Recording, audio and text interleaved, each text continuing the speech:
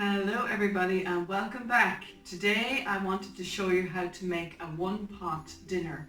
They're my favorite kind of dinners where you can have all the washing up done beforehand, so when you bring it to the table you're not thinking of a big sink full of dishes afterwards. So the first thing I want to show you, it's called butternut squash au gratin with ham. So the first thing I did was I boiled my ham this morning. And I want to show you a little bit closer how to prepare that. So I'll just bring the camera down. What to do here is remove all the fatty parts from the outside of the ham. And it's actually easier to do this when the ham is still hot.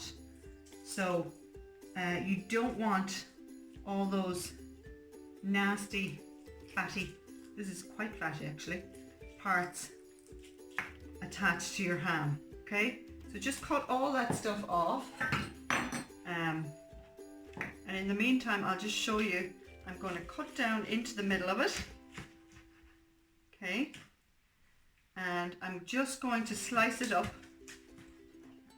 without the fat part. Remove all those fatty parts. This is easier to do of course when it's cold, but I just want little chunk sized pieces like this, okay, and I'm going to place them into my lasagna type dish. Okay, so I'll go ahead and do that.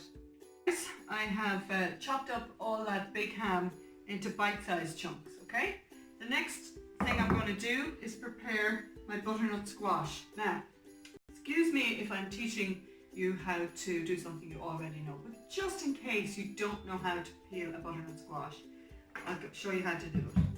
So you just do that, and you cut it into rings like this. And then you peel it. It's quite hard to peel, almost like a turnip, where you have to get the outer edge off like that, and then just literally chop into it, just like that, into bite sizes. And I'm going to pop them in here and add to this. When you get to the bottom end, you keep going like this, you get rings like this, and this is called the neck. When you get to the bottom end, you're going to end up with the seeded part. But don't be afraid of that, just keep cutting into that. Maybe cut at this stage into slices. And what you want to do is just scoop out that fleshy, seedy part in the middle, okay? And then peel again. So you're not wasting, don't feel like you have to throw all that seedy part out, because that's a perfectly good piece right there. Okay, so that's your butternut squash. The other thing I wanted to show you how to do is prepare a leek. I'm not sure if you know how to do that.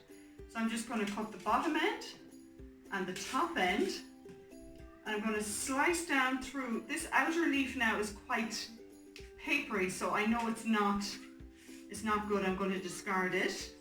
And then I'm going to cut a slit into it like that, and I'm going to fan it out, because this is usually where all the dirt is hiding. And I'm going to rinse that under the sink. Does that make sense? What you do is you just literally pull it down this way, because it naturally is like this.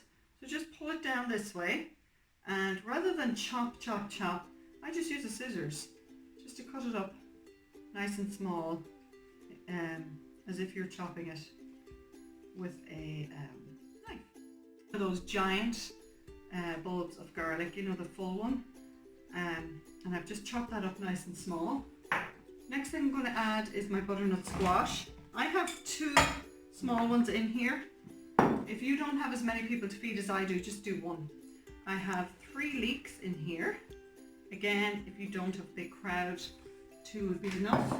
And the last thing I'm going to add is my creme fraiche, and I'm using a light version of creme fraiche because we're really trying this week. Oh, flip, I don't put that in now. Look at that, there you go. Just going to show you how you can do something wrong, but you can save it. It's okay. I'm going to add a tiny drop of water to this, just enough to cover the bottom of the pan. And I'm going to cover this and cook it down very gently. And I don't want the butternut squash cooked the whole way through. I only want it cooked a tiny bit. So 5 minutes most after it has come to the boil, and that should be enough. So I'll be back. Guys, It's really important that you don't cook this too much because you don't want your butternut squash to break up in the oven. Okay, the next thing I'm going to do is do what I told you to do earlier too soon. I'm going to add the creme fraiche. So I am going to add 4 little tubs, and there's 200 grams in each tub. If you're just doing half of this, you could just use 2 tubs.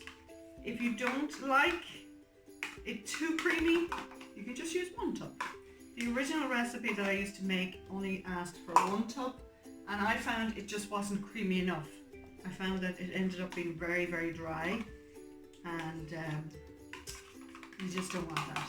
So with all these recipes, please feel free to adjust according to your own taste and make it work for you and whoever you're feeding, your family, your friends.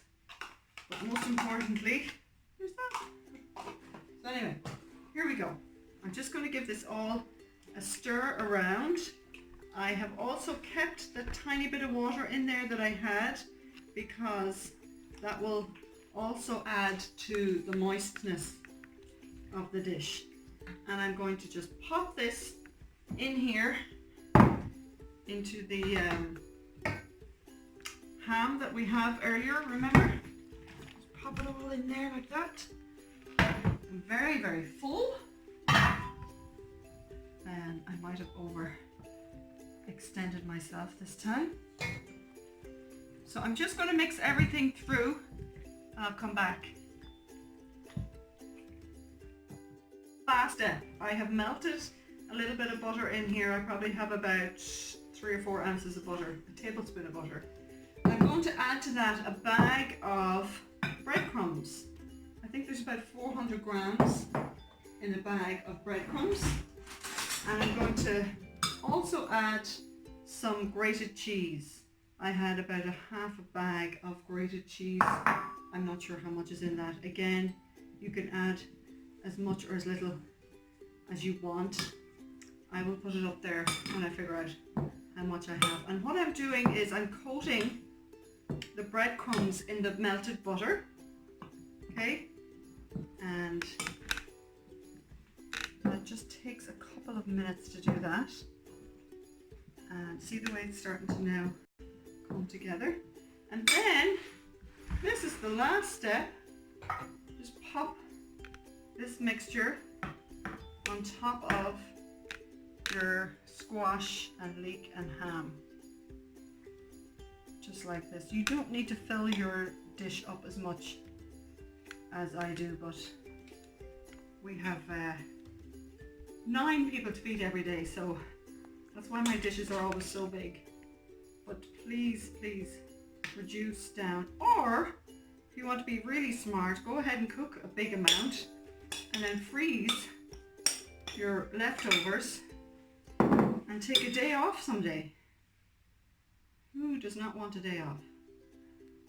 So I'm going to pop this into the oven and I will show you when it's done, the finished product. And I'll tell you what the temperature is because I just can't remember right now. I'll be back. Guys, how delicious does that look? I have a special guest taste tester, Liamo, Chef Liamo. Come on over here and tell us what you think. Look at that, guys. Have a wee taste really quickly there. Might burn the mouth off you.